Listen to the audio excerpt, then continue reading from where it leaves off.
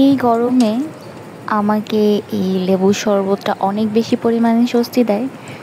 আর আমি এই লেবুর শরবতে যখন আমি মূলত খাই বাসার সবার জন্য না বানাই, তো আমি আর হচ্ছে ফার্জিদের জন্য শুধুমাত্র লবণ দিয়ে এই শরবতটা করি, চিনি একদমই দেই না। এবং হালকা একটু চিয়া সিডস দেই, যদি এটা শুধুমাত্র আমি মানে অ্যাডাল্ট কেউ খায় তখন আমি হচ্ছে চিয়া সিডসটা অ্যাড করে দিই। এবং এটা খেতে মানে এই সামারের ভিতরে আইস দিয়ে খেতে ভীষণ স্বস্তি লাগে।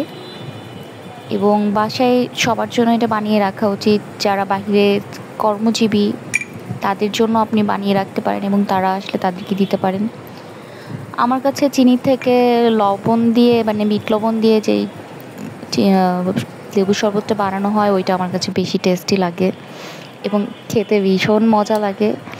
ঠান্ডা ঠান্ডা, আমি তখন বাইরে থেকে এসেছিলাম প্রচুর রোদের থেকে, সো বাসায় এসে এটা বানিয়ে খেলাম, ঠান্ডা ঠান্ডা খেতে ভীষণ ভালো লাগছিল।